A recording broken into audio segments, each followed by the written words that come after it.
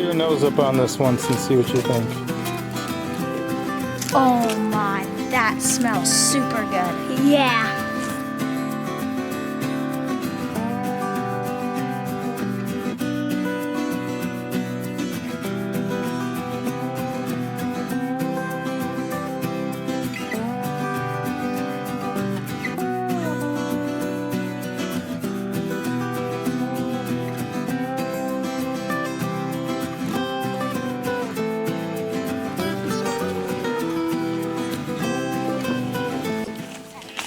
What you got, boy? 7 walking onions. 7 Egyptian walking onion greens. That's awesome. Hey, you want to help me with the video? I'm going to explain to people what one thing makes it a whole lot easier for me to catch all sorts of wild animals and predators. You think you can help with that video? Yes, sir. All right, let me prep this quick and we'll get started. Yes, sir. Welcome back to the Abundant Harvest Homestead. I am Papa Pepper. In this video, I'm going to talk about this one thing that makes it so incredibly different for me and so much easier to cut down on potentially nuisance animals, possums, raccoons, armadillos, stuff like that. And I'll explain why each of them is a nuisance here. But I got my smokehouse. We got some ground beef. I thought, why don't I smoke some hamburgers for dinner tonight? Some hot smoked hamburgers. I'm gonna actually add some of this to it. Let me prep that meat quick and we'll get into this video. And as a reward, whoever sticks around to the end, I'll show you these burgers. I can't share with you because we're gonna eat them all, but I'll show you what they look like when they're done and see what you think. If you look behind us, you can see that here on our homestead, it's a kind of wild area.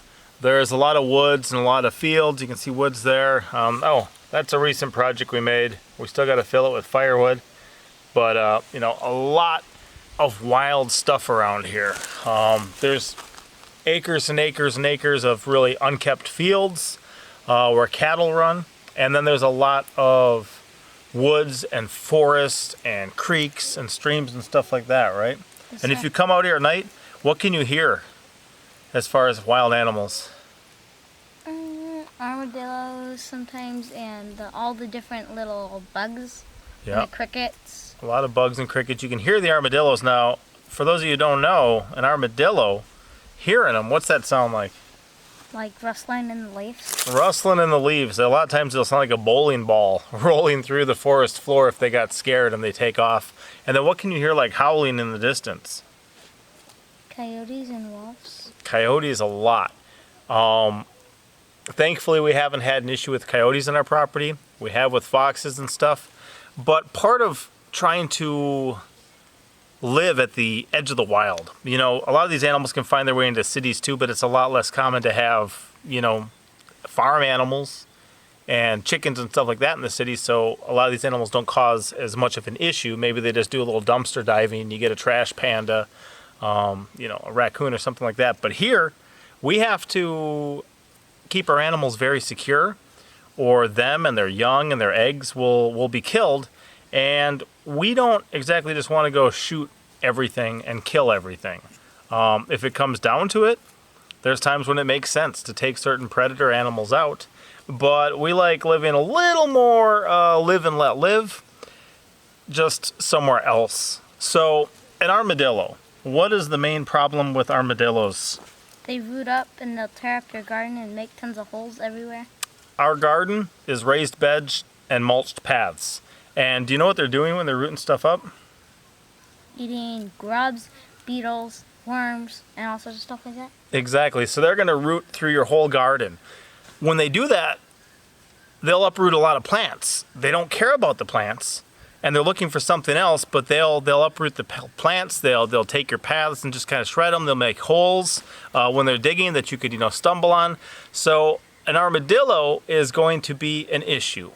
Moreover, besides just rooting things up, they're one of 4 animals or 4 different things that can carry leprosy. Do you know what else can? What else can get leprosy besides armadillos? Leprosy. Leprosy. All right, you want me to tell you? Maybe a sloth, I don't know. Sloth, yes. A sloth is one. Armadillos, sloths, chimpanzees, and People? People. So those are the 4 things that can get leprosy. So it's not entirely common, but I'd rather not have leprosy. I remember when I actually found that out. We were taking a family vacation from Wisconsin down to Texas. We were somewhere in Oklahoma. I saw an armadillo on the side of the road. I thought, wow, this is what an amazing opportunity. So I pull over on the side of the road, run out there, catch it, open the sliding door on the van, show the kids, like, look, hey, here's an armadillo. Then I put it down, let it go, kind of sanitize my hands, and take off to Texas. We stopped in San Marcos, Texas that night, and mentioned catching my first armadillo ever to the desk clerk, and he goes, oh, bro, you got to be careful with that. I said, why? And he's like, oh, they can carry leprosy. And I'm like, what?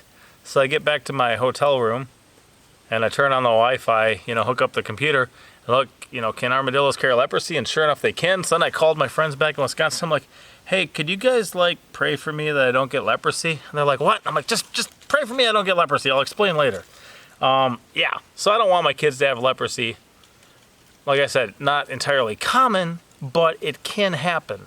So armadillos are an issue. Opossums, why are opossums an issue? They can kill your animals and they can climb things really quickly. Yeah, and they can kill animals. They can take out small ones. They will eat eggs. They'll rip open garbage and stuff sometimes and make a mess of things like that. So although we like possums, we're not just out to kill them. I don't really want them living on my property. I once had a video about why I can't tame possums, and that's just because I don't want opossums that are dependent upon me. I want them to be wild, but I don't want them to be living on my property really either. They've got plenty of places they can be. It's just not here, not right now. And then the other one we mentioned was raccoons. What are raccoons a problem? They can run really fast and they'll tear up a lot of things, and they're very smart. Yeah, and I think sometimes too it seems like they'll kill way more than they're going to eat, which is an issue for me. If it just killed a chicken, took the chicken, ate the whole thing and left.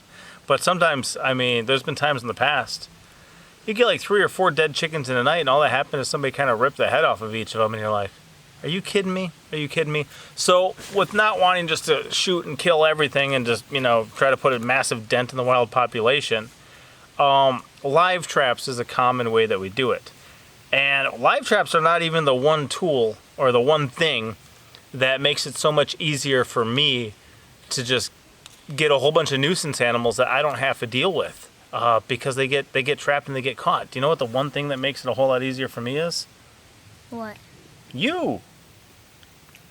You're the one thing. What did you do last week? I caught an opossum in a live trap. Caught an opossum in a live trap. We had it in one of our recent videos. I'll just roll a little bit of that footage so you can see it, and then we'll join you back here in a second. What did you do last night? I caught an opossum. You caught an opossum? What'd you use for bait? A rotten egg. A rotten egg? Mm-hmm. And it worked? Yes, sir. Wow. What'd you catch it in? A live trap. Can you go show me? So you know how to set that on your own? Yes, sir. That's cool. I didn't even know he set this trap.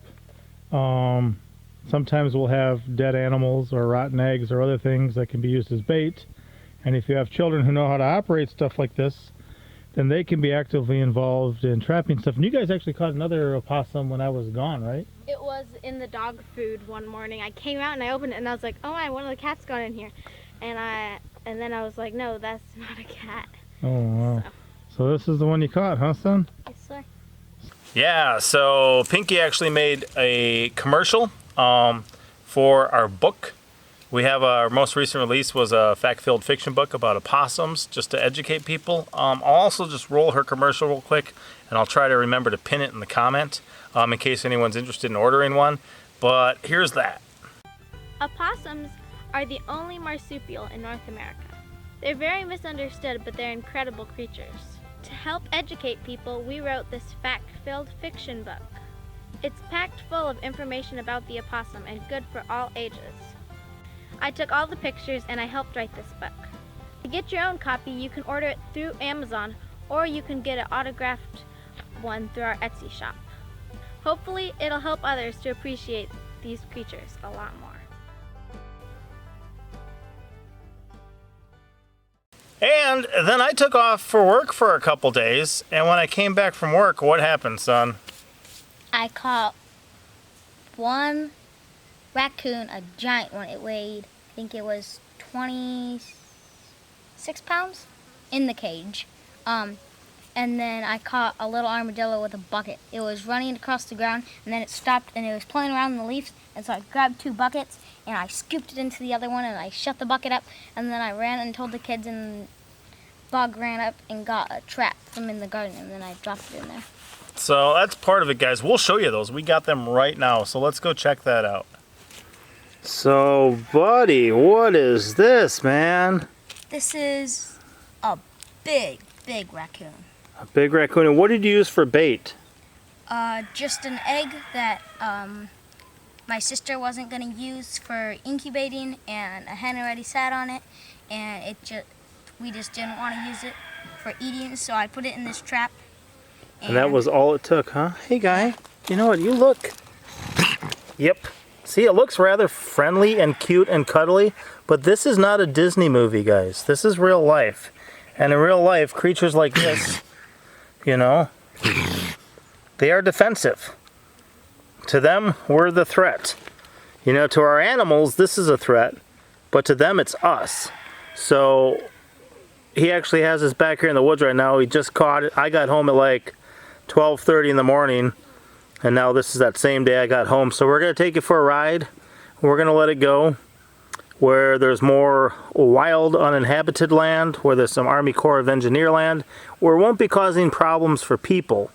At least not as close in proximity as this. It'll have to travel a distance, but where it'll have good woods, good food availability, and stuff like that, right, son? Yes, sir. I mean, doesn't it look like you could just pet it, like it's a nice, friendly little thing? Yeah.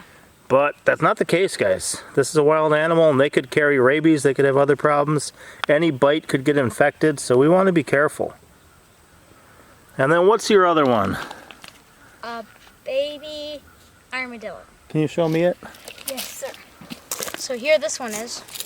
Wow, guys, this is a little young armadillo. First time I ever caught an armadillo was down in Louisiana. It was a similar size to this, and you said there was a number of them, huh? Yeah, there was at least 3 of them. And why does that make sense? Because the mama had babies and they're traveling together. Yeah, so the mama had babies. This is one of the babies.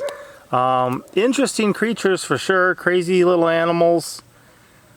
But like we said, they're going to root up a lot of things. They're going to cause us issues, and then the potential for leprosy as well. So, really interesting creature. And they're actually really fast. They are really fast when they run too. They can be an issue. So guys, look at this. You add this with that possum. I mean, that's quite a few things that I am able to get off of my property, but I didn't really have to work for. You know what kind of is that a little male opossum? That's a big male. A big male opossum. Yeah, I just kind of saw some evidence of it being a male.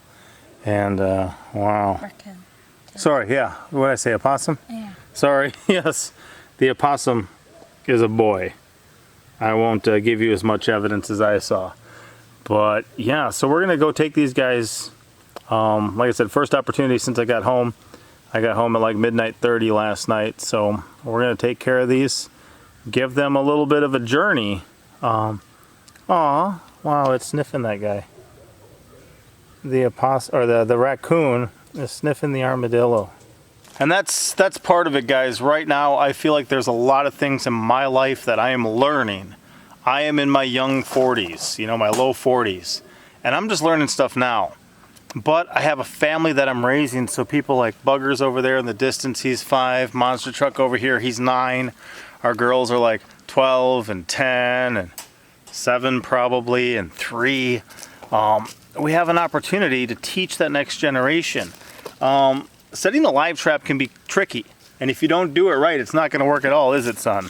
No, sir. So they're tricky sometimes for adults to set, but this guy can set them. And now that he can set them, he can be sitting there being active in taking our waste food and things that we're not going to use, and we can use that as bait.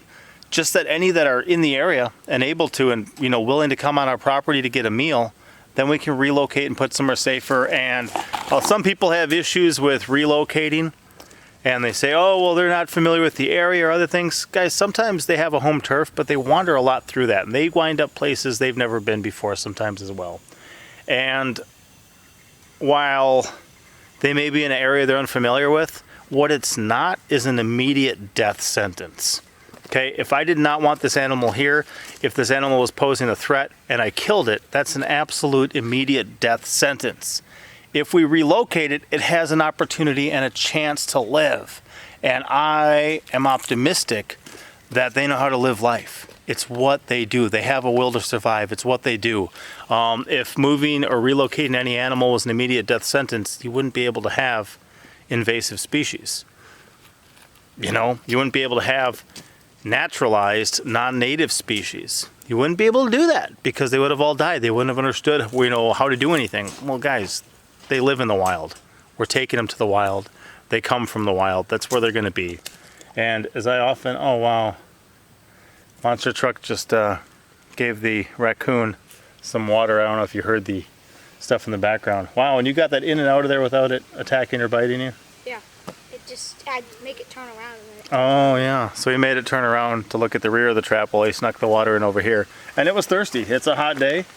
It's thirsty, and yeah. So we're gonna go let these guys go. The opossum, we already let go. That was last time I was home. He caught it one night and we were able to take it out and let it go. And it just kind of just walked off nonchalantly. You know, it wasn't like, ah, get me out of here. So that was kind of cool, kind of neat to see. You're gonna load him in there?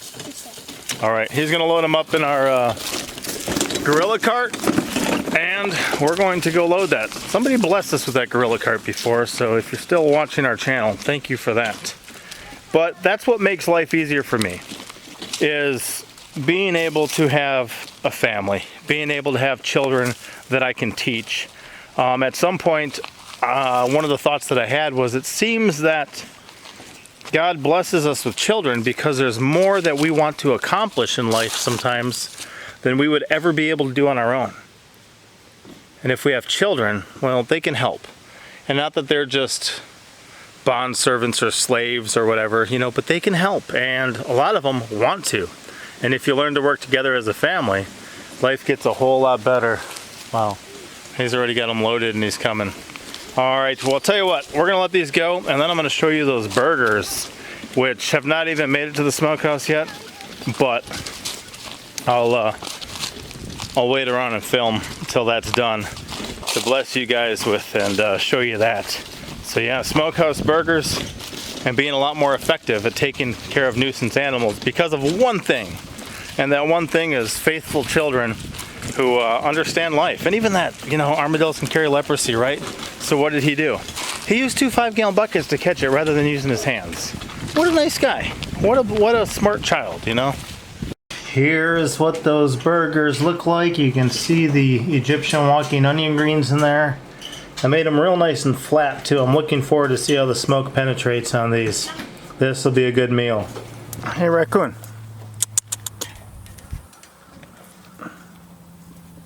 Can I have that stick?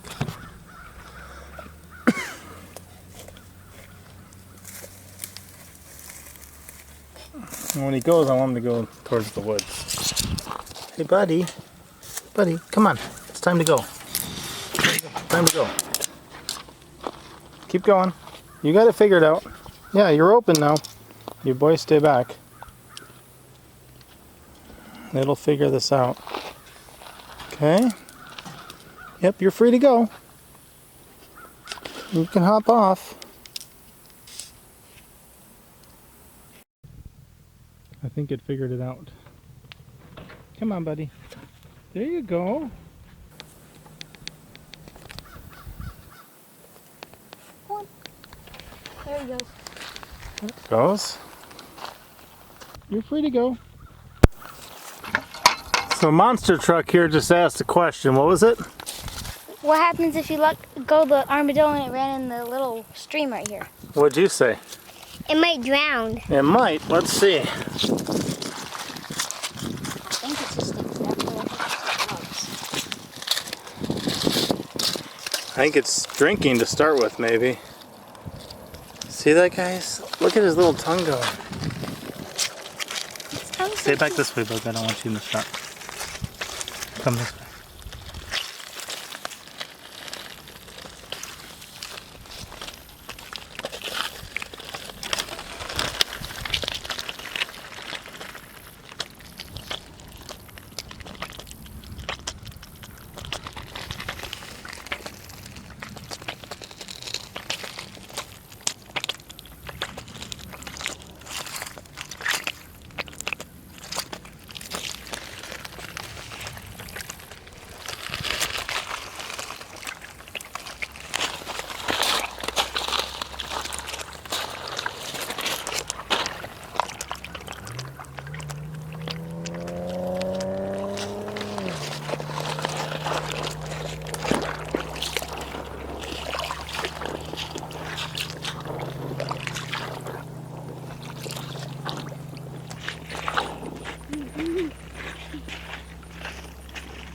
It just swims.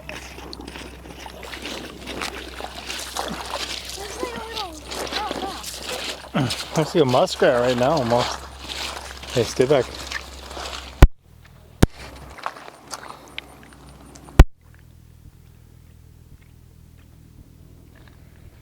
So what did we learn today? That they'll swim super fast. That they'll swim. More hands-on homeschool, kids. Now you know. Yeah. You think it's enjoying it?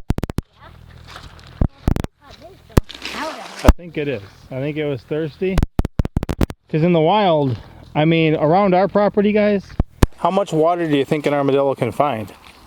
not as much. I mean, there's mostly just woods and that's about it. So a lot of their water they probably get from grubs and stuff and worms. Look at them go.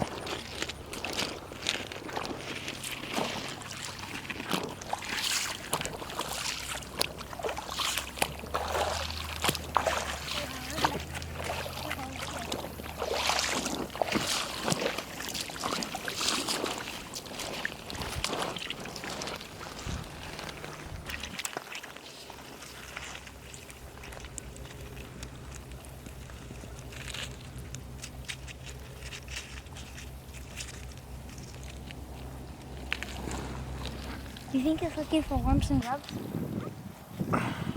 Or is it looking for more water? I think it's just checking things out right now. And I think what it'll probably do is burrow down into that stuff for the day. And then come tonight, come out and prowl around and find a more suitable something, area to live. Because there's woods and stuff around here and other things. I can't see a video view. You can, yeah.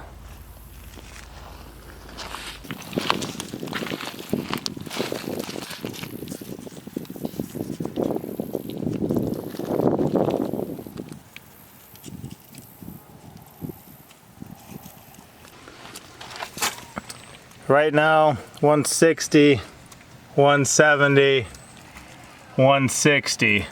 So this guy's riding pretty good. And all I was doing was pretty much making a bed of coals. So now I'm going to take that bed of coals, take some of the hickory I got, lay them on there, and get my burgers on. And this is such an easy process and it works so well. And I don't mind a smoker with smoke. I don't need a smokeless smoker. To me, that sounds like an oxymoron. So I like to lay the logs flat on a big bed of coals. That makes a lot of smoke and heat without a lot of fire. And let these guys sit up here. Oh, I think this is gonna be awesome. Those should be some really tasty burgers. And to me, I've got the wood anyway. I mean, I can see hickory trees just looking out in the woods like that right now. Some other ones over there and other trees. I've got the wood. This keeps the heat out of the house, especially today's 96 right now. But yeah, look at all that smoke coming up. Oh, buddy. And it makes it even tastier than it would be just done in a pan. I'm gonna shut this door and let this thing get going.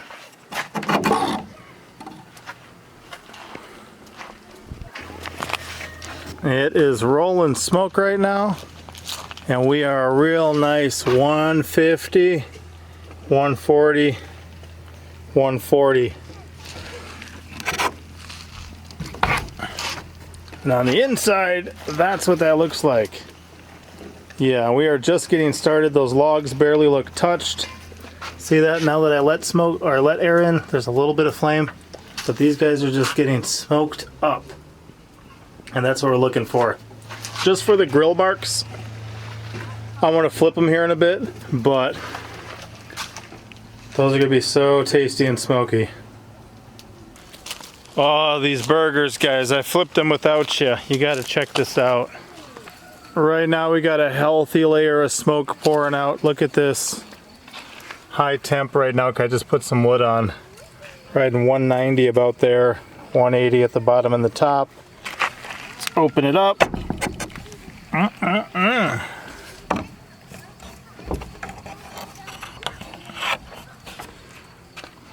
That's what I like to see. Look at that. Billows. Oh yeah.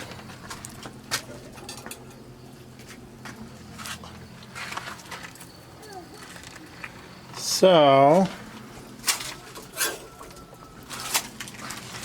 look at that burger. Look at that burger. That is amazing. Smokehouse burgers for the family tonight. Absolutely amazing. The scent on these. Hey boys, run here real quick and smell this burger. Pull your nose up on this once and see what you think. Oh my, that smells super good. Yeah. You sure you want to eat one, or you want to go somewhere else for dinner tonight? I would rather eat this. You'd rather eat this? What if there's leftovers? Would you want to eat the leftovers? Yes, sir. Oh, can you smell my burger? Smell that. What do you think? Does it smell super delicious? Yeah, and it smells like meat. It smells like meat? Yeah. Good. Yeah. All right, guys. That's the finished product of that. We're working up potatoes now. I'll let this die down, and that'll be that. Today is a happy day for my people. I'm happy. We'll see y'all next time. Papa out. Wow, these burgers, y'all. Got some pickles we had from our garden before, some big old potatoes, and these burgers. What do you think, darling? They're delicious. Honestly, I would give this thing, as far as the burger flavor, like a 9.5 out of 10. This is absolutely amazing. I love it, especially not heating up the house on a day like that. Absolutely amazing. This is a blessed meal, y'all. A blessed meal indeed. We're gonna enjoy it. I don't know if y'all can see that red around the outside. That's the smoke penetration on that burger, and then the inside where it's brown, that's just where it's cooked. But yeah. Is it good, buddy boy?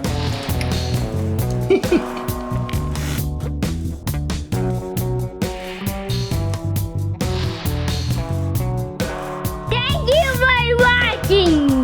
Hit the like button. Thumbs up. But well.